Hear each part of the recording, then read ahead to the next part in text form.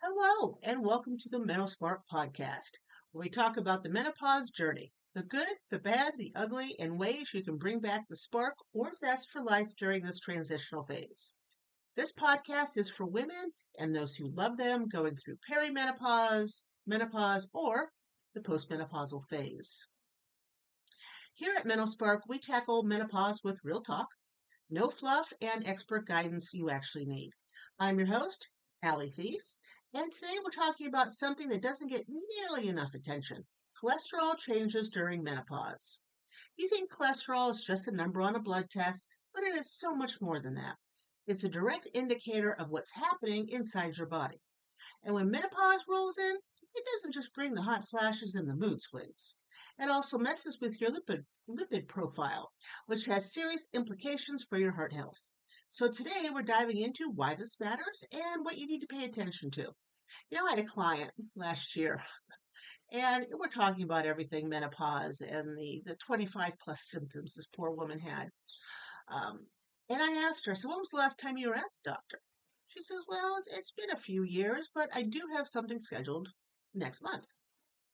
I said, well, fantastic. I said, when after you go there, make sure you let me know what they said your blood pressure is and your cholesterol. She's like, cholesterol? Why does that matter? I said, oh, no, it matters a lot because your cholesterol level rises when you're in menopause. It's not the same as it was in your 20s and 30s and, maybe mid 40s. It goes up. So please have it checked. And she got back to me, and sure enough, her blood pressure was up just a bit, but it was up more than normal. And the cholesterol had gone up, not to where it was the danger zone yet, but enough that she sat back and took notice.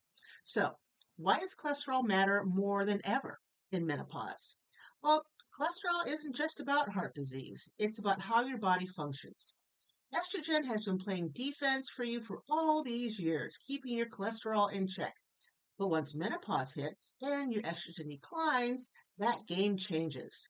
Your LDL, or bad cholesterol, rises, your HDL, or good cholesterol, drops, and then your triglycerides can creep up too. This means you're at a risk of heart disease, the number one killer of women. It goes up. And here's the kicker: you won't even feel this happening. There's no warning signs, no hot flash alerts. That's why you can't ignore it. You need to understand these shifts and take action before it becomes a problem. So there's some big misconceptions about cholesterol. There's myths. There's myths around everything, isn't there? But when it comes to cholesterol, there's a lot of bad advice floating around. Number one, I feel fine, so my cholesterol must be fine. Nope. High cholesterol has no symptoms. You got to get it tested. Two, only people who eat junk food have high cholesterol. No, not true. Menopause driven changes happen regardless of your diet. Number three, if my numbers are high, medication is my only option. Also, false. While meds, of course, can help, lifestyle changes have a massive impact when done right. And sorry, here I'm trying to move my cat out of the way, and she is not cooperating at all. All right, let's keep going. Okay, this isn't about slapping a band aid on the issue. It's about getting real, knowing what's happening inside your body, and taking steps to support it. So, what do you need to do? And why DIY fixes really are not enough? All right, let's talk about solutions, because this is where most people go wrong. They Google, we got to go to the almighty Google. They Google a few diet tips, cut back on cheese for maybe a week, and they think, well, they're set. But cholesterol management during menopause requires a strategy, not just quick fixes. One, as I mentioned earlier, get your numbers checked and actually understand what that means. It's not just about your high or low, your LDL or your HDL, or your triglycerides. Each tell a different story. A healthcare professional, you know, your doctor, maybe me, can help you decode what's really happening. Two, rethink your diet because it's not just about the fat. Fiber, fiber baby, it is your friend. Think oats, flax seeds, and I can never say legumes, otherwise known as beans, right? Omega threes, the salt.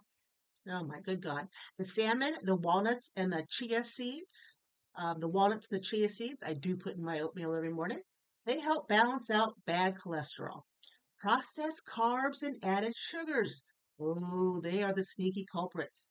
Don't just blame the butter. Everything might taste better with butter, but it's not all butter's fault. Number three, move your body in a way that actually helps. Cardio is absolutely fabulous, but strength training also plays a role in keeping cholesterol levels healthy. Are you sitting all day? Even small movements, breaks matter. I get up, I have my watch set for every 50 minutes for me to get up and bust a move, somewhat a bust a move. You know, move around, put on some music, even go downstairs and refill my coffee, but I get up and I do something. Okay? Number four, stress and sleep, the underrated cholesterol factors. Chronic stress triggers inflammation, which can raise your LDL. Poor sleep can also increase your can't say this right, triglycerides and mess with hunger hormones, leading to cravings for cholesterol raising foods. Now, when to get expert help. If you're listening to this and you're thinking, okay, well, maybe I should take my cholesterol more seriously, that's a great start. But awareness alone isn't enough. You need the right plan.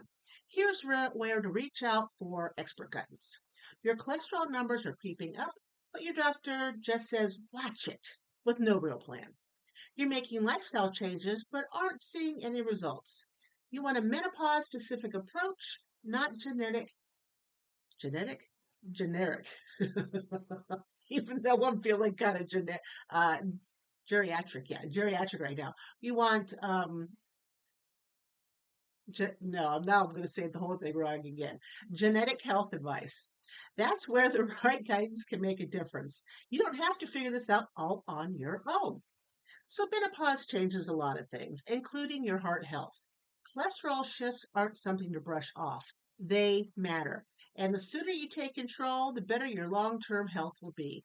If today's episode got you thinking, please take some action, get your levels checked, and start making strategic changes. And if you need guidance, don't hesitate to reach out to me. And I want to thank you for hanging out with me here on MenoSpark today. I hope you enjoyed the episode. If you like what you heard, please take a moment to rate and review the episode.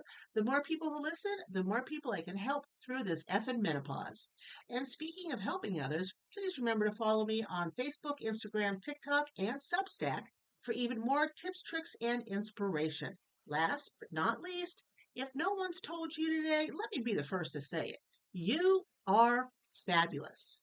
Take care of yourself and remember, you're not alone in this journey. I'll catch you next time.